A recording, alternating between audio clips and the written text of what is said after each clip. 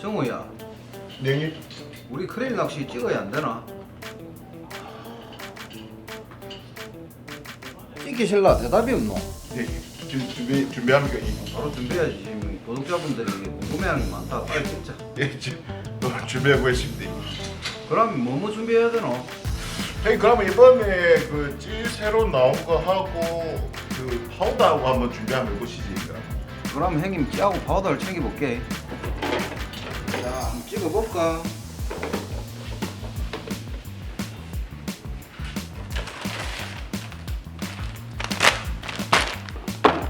됐나 할까? 시청자 여러분 반갑습니다. 북서풍 박지태 인사드리겠습니다. 자, 저번 시간에는 빵가루 낚시에 대해서 좀 알아보는 시간을 가졌죠. 자, 오늘은 크릴 낚시에 대해서 알아보는 시간을 가져보도록 하겠습니다. 저는 대체적으로 초내만건이죠. 내만건에 잡어를 이기기 위해서 일반적으로 빵가루 낚시를 많이 하곤 하는데요. 환경이 틀릴 때는 또다시 크릴 밑밥을 쓰게 됩니다. 그럴 때는 어디에서 크릴 미끼를 쓰냐? 조류가 소통이 조금 움직이는 곳이고 초반 수온이 불규칙할 때, 자, 이럴 때는 크릴 미끼를 쓰곤 하는데요. 크릴 낚시는 일단은 부지런해야 됩니다.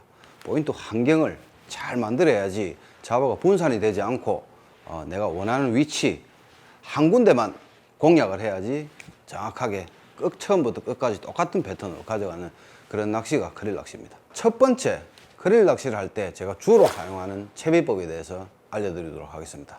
자, 첫 번째로 제로찌가 기본 형태가 되죠. 제로찌와 두 번째로 투제로찌, 두 가지로 분류를 할 수 있습니다. 바다 환경이죠. 조류가 강한 곳에는 이 제로찌 형태로, 제로찌로 아무리 무거운 봉돌을 넣으면 채비를 흘러가는 조류 속도가 빠르기 때문에 최대한 뱅에돔 낚시는 뭡니까? 내 채비와 밑밥과 동조를 이루면서 최대한 자연스럽게 천천히 흘러가면서 입질을 받아내는 형태의 낚시입니다. 그런데 이 제로찌가 빠른 조류에 선택이 되면 무거운 봉돌을 물려도 동조가 안 된단 말이죠. 그래서 기본 제로찌 형태의 낚시가 되는 환경이면 제로찌를 먼저 선택을 하게 됩니다. 또 두 번째로 투제로찌가 응용이 되는 예입니다. 본류대죠, 본류대.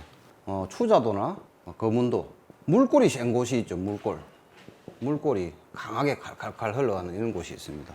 자, 이럴 때는 이 투제로찌나 쓰리제로찌죠.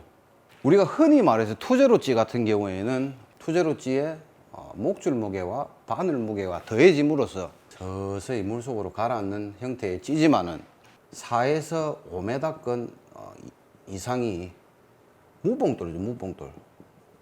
무봉돌이 됐을 경우에는 더 이상 내려가지 않고 4, 5m권에 잘 머무르는 찌입니다. 자, 대신에 쓰리제로죠.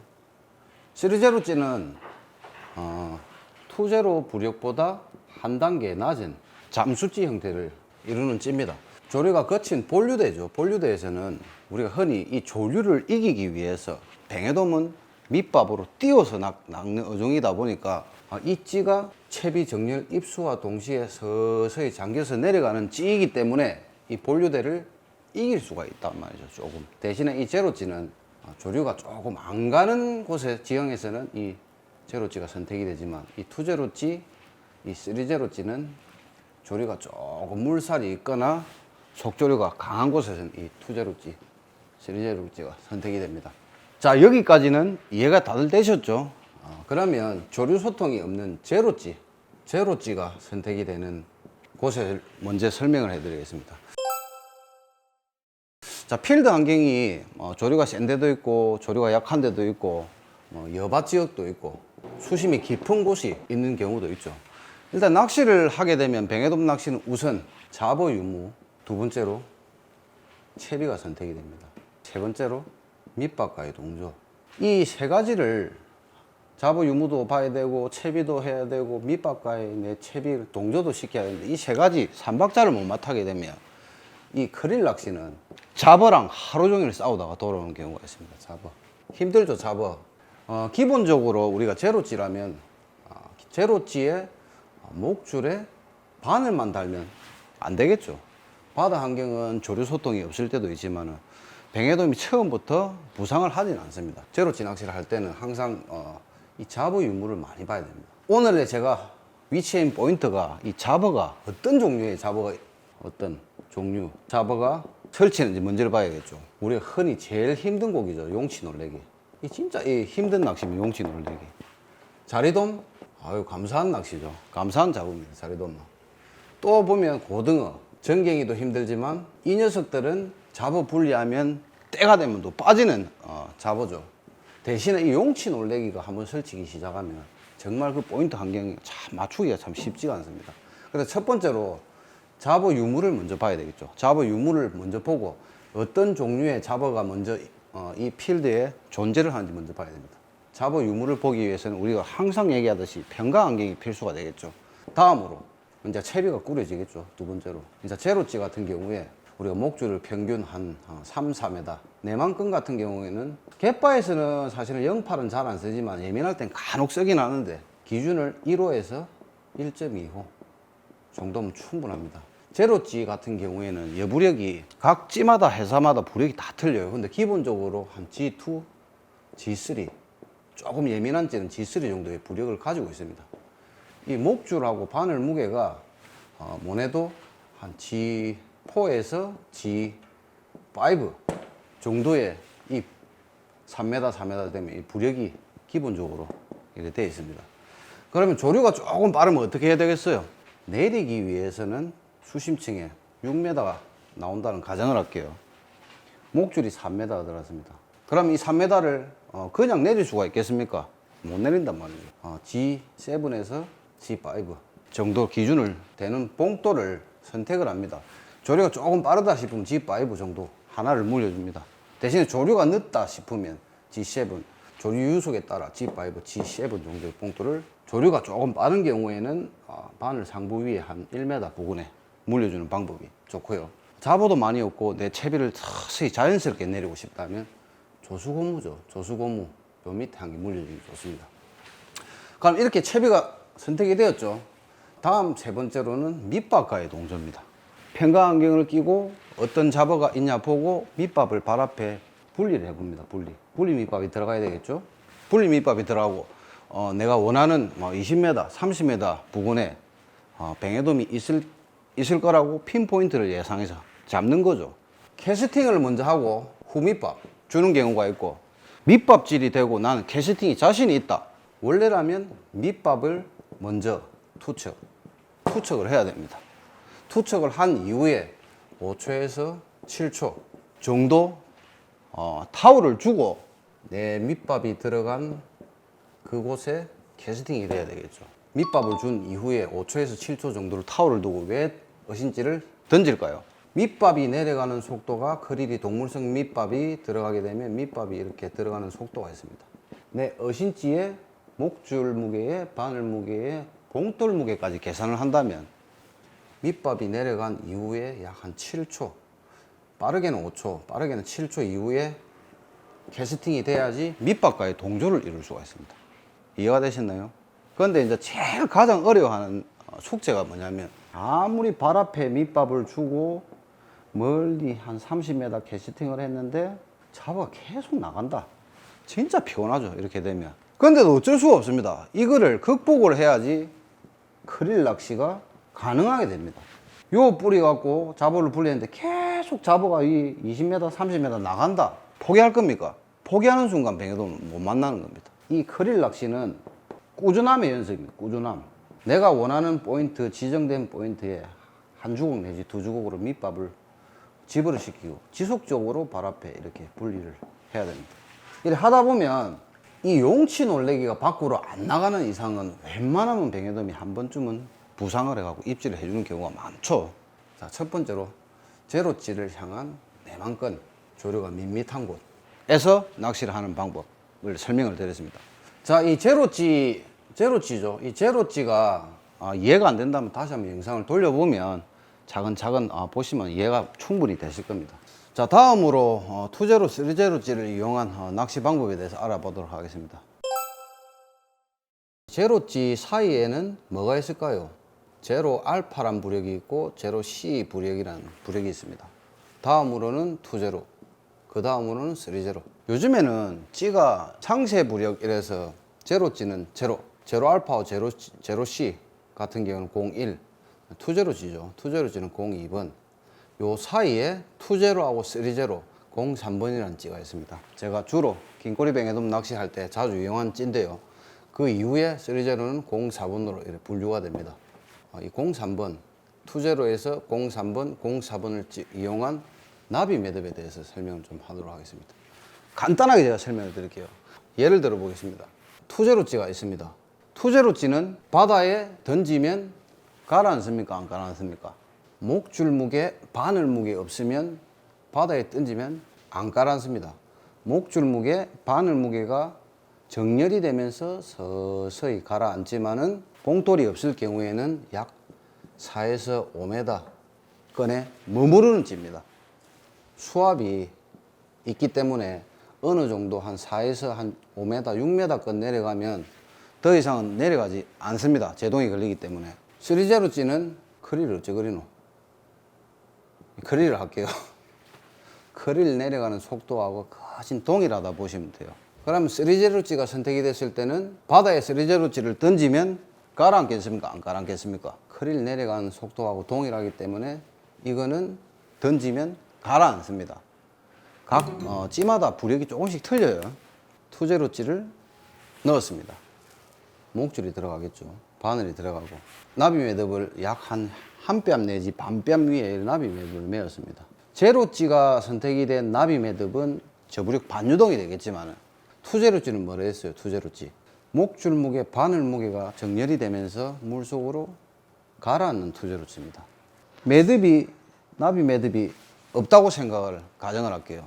투제로찌는 목줄 무게, 바늘 무게가 정렬이 되면 서서히 가라앉는 찌지만 조류하고 바람이 있으면 잘 가라앉지 않습니다. 왜 잘 가라앉지 않냐? 조류 영향, 바람 영향 때문에 이 채비가 착수되고 가라앉기 전에 밀리겠죠. 이쪽으로. 이리 밀리게 된다면 아무리 밑밥을 준들 이 채비가 어신찌는 이쪽으로 기울어지고 내 밑채비는 조류 영향에 따라 이렇게 들어가겠죠. 그러면 어신찌하고 밑채비하고 언밸런스가 납니다. 그런데 이 투제로찌가 나비 매듭이 걸렸다는 가정을 할게요. 조류 영향, 바람 영향이 있죠. 어느 정도 착수가 되고 이 매듭에 걸리면서 눌리주겠죠. 목줄 무게, 바늘 무게가 정렬이 되면서 이 고정이 돼서 함께 이렇게 내려간단 말이죠. 장기일지 형태가 되겠죠. 나비 매듭이 걸린 상태에서 내 어신찌하고 내 채비가 물속으로 싹 들어가면 밑밥뒤하고도 동조가 잘 되겠죠. 대신에 이 나비 매듭이 없다면 조류 영향, 바람 영향이 있기 때문에 어신찌하고 내 채비하고 이렇게 따롭게 벗어난단 말이죠. 이렇게 벗어나게 되면 밑밥뒤하고 동조가 잘 되지 않기 때문에 입질을 받을 확률이 적단 말이죠. 자, 이 장기일지 낚시를 하려고 보면은 우선은 원줄이 필요합니다. 맞죠? 자, 원줄에서는 플로팅이 있죠. 플로팅. 수면에 완전히 떠가 있는 플로팅 형태의 줄이 있습니다. 다음으로는 세미 플로팅. 플로팅은 줄이 이렇게 많이 떠가 있지만 세미는 이렇게 물속에 살짝 잠깁니다. 그 다음으로는 서스펜드. 세미보다는 조금 더 가라앉겠죠. 비중이 높으니까. 다음으로 싱킹 낚시는 사실은 싱킹 줄도 있지만 좀 많이 가라앉아요. 이 줄은 잠수찌 낚시할 때 말고는 참돔 잠수찌 낚시할 거나 선상에서 잠수찌 낚시할 때 말고는 응용이 잘 안 되기 때문에 이 싱킹 줄은 빼버리겠습니다. 투제로, 3제로는 채비하고 목줄하고 바늘하고 정렬이 되자마자 서서히 가라앉는 줄인데 플로팅 줄을 쓰게 되면 이 원줄이 떠버리기 때문에 어신찌 착수를 시키는데 도움을 안 주겠죠. 그래서 이 플로팅 줄은 장기일지 낚시를 할 때 조금 사용이 덜 됩니다. 되지 않는다고 봐야죠.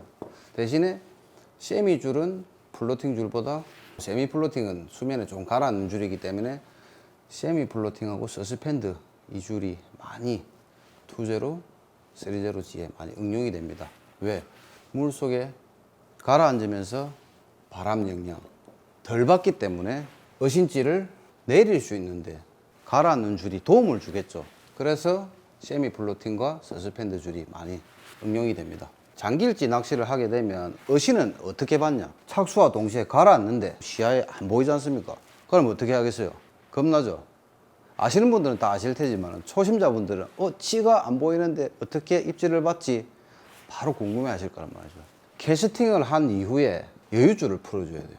그렇다 해서 캐스팅을 하고 난 뒤에 여유줄을 이렇게 연날리기 하듯이 풀어버리면 채비 입수시키는 데는 도움을 주겠지만은 원줄로 입질을 받는 채비이기 때문에 줄이 많이 연날리가 되고 줄이 많이 기울어져 있으면 대상 어종이 물속에서 입질을 하고 원줄이 쫙 펴지는 입질을 받아야 될 때 여유줄이 많이 펴져 있으면 입질이 왔는지 안 왔는지도 모르겠죠. 그래서 항상 캐스팅을 한 이후에 어느 정도 여유줄을 주고 텐션을 유지하되 흘러가는 조류, 유속에 맞게 서서히 풀어줘야 되겠죠. 대신에 가다가 제동이 걸려버리면 내 채비가 입수하고 있는 도중에 브레이크가 걸린단 말이죠. 줄이 타이트하게 잡히는 순간 제동이 걸리면서 떠버린단 말이죠. 이게 가장 중요합니다. 장길지 낚시에는. 그래서 캐스팅 한 이후에 원줄 관리를 잘 해야지 대상 어종이 수심이 10m 가정을 할게요. 흰꼬리나 일반 뱅에돔 특성상 조류 유속이 좀 가는 곳에는 부상을 합니다. 생각보다 잘. 근데 조류 유속이 안 가는 데에서는 오히려 중층으로 봤을 때 중층 이하에서 입질을 하지만 어느 정도 조류 유속이 맞고 수온이 맞춰질 때 되면 중층 이상 10m 가정을 했을 때 4에서 6m 꺼내서 분명히 입질을 해주게 되어 있습니다. 그런데 이렇게 조류가 빠르다. 이 빠른 조류를 이기기 위해서 추자도나 거문도 다른데 본류대가 강하게 흐르는 곳이 있죠. 본류 소통이 좋은 곳. 이런 데는 3B 곱하기 3개, 5B 곱하기 2개, 가감하게 진짜 1호 봉돌 1개 이렇게 물려서 낚시가 할 때가 있습니다. 근데 이 낚시는 어느 정도 이 정도 조류에 요 정도 봉돌을 물리면 요 정도는 내릴 수가 있겠다 감이 있는 사람 말고는 좀 어려울 거예요. 이 부분 나중에 다음에 한다 생각하고 본류대가 있죠. 본류대가 이렇게 갑니다. 본류대가. 그럼 본류대가 있으면 이 본류대만 있겠어요? 이렇게 지류에서 밀려 들어가는 지류대도 있겠죠. 본류대가 있으면 지류대도 무조건 있습니다. 한없이 발 앞에서 본류가 흘러가는 곳은 100포인트 중에서 진짜 간혹 한두 포인트 말고는 분명히 본류에서 합수가 되는 이 지류대가 있습니다. 그러면 제가 아까 맥스 봉돌을 G5 곱하기 2개를 맨다 했죠. 조류가 약하면 요 밑에 봉돌 한 개 물려봅니다. 그럼 이 지류대에서 내 채비를 어느 정도 입수를 시킬 정도의 조류가 G5 한 개가 된다면 이렇게 흘리면서 이 본류가 합수가 되겠죠. 근데 이 본류에 들어가면 이 채비가 절대 계속 지속적으로 내려가지가 않겠죠. 왜? 조류 유속이 있기 때문에. 이 지류대에 내가 5번 봉돌을 한 개 물렸는데 이것도 내 채비를 눌리지 못한다면 바늘 기위에 또다시 G5 봉돌을 한 개 정도 물려줍니다. 그러면 이 지류에 대해서 채비가 안착이 되고 서서히 내 채비가 내려가면서 이 본류대에 합수가 되겠죠. 합수가 되게 되면 어느 정도 3m에서 4m 앞에서 지류대에서 잘 내렸다면 4에서 한 6m권까지는 내 채비를 입수를 시킬 수가 있습니다. 입수를 시켜서 다음 문제가 뭘까요?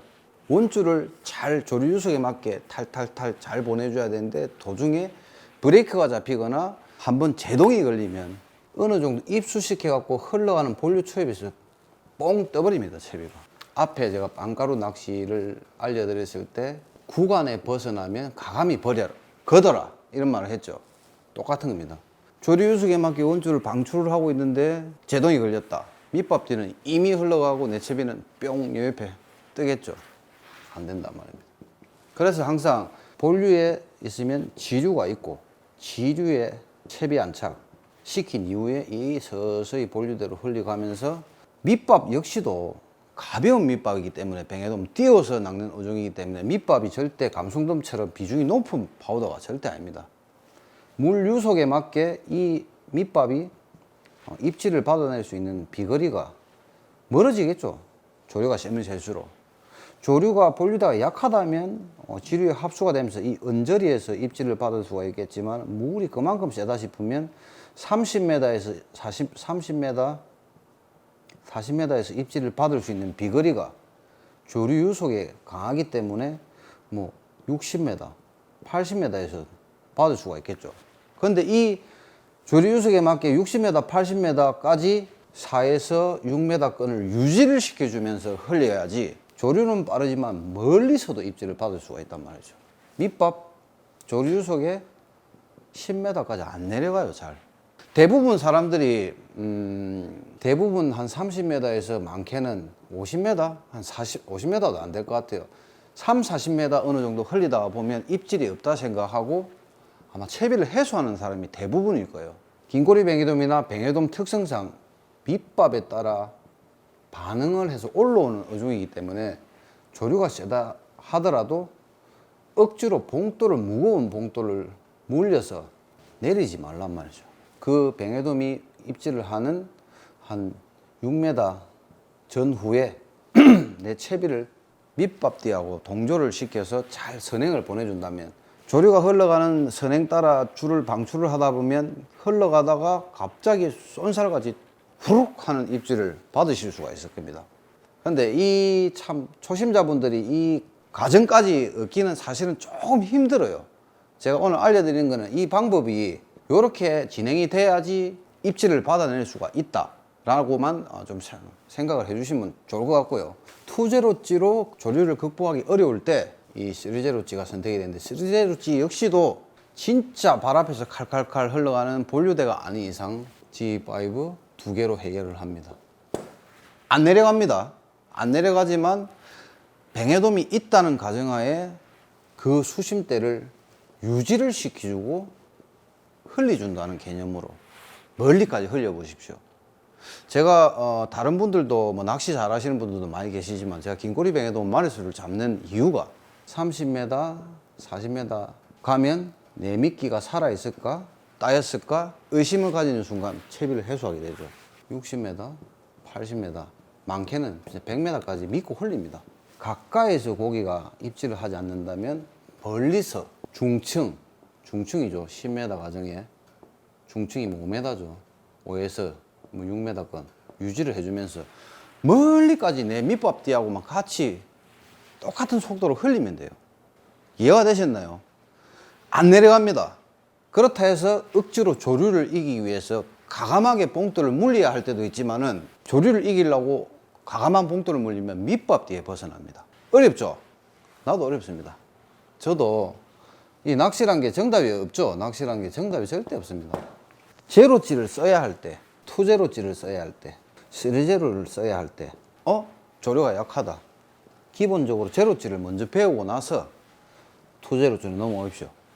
투제로찌를 넘어오면 투제로보다 조금 더 내가 더 안착을 빨리 시키고 싶으면 3제로찌가 자연적으로 사용되게 됩니다. 어신찌 제로찌나 뭐 제로 알파찌는 찌를 가져가는 어신을 보고 입질을 받는다면 투제로찌, 3제로찌는 원줄로 어신을 받게 될 겁니다. 설명이 많이 복잡하죠. 제가 하고 있는 낚시 20년 넘은 노하우는 요 안에 다 담겨 있습니다. 저는 숨기는 것 없이 싹 다 알려줍니다. 대신에 이거를 10년 넘게 20년 했던 사람하고 한두 번에서 똑같이 흉내는 절대 못 냅니다.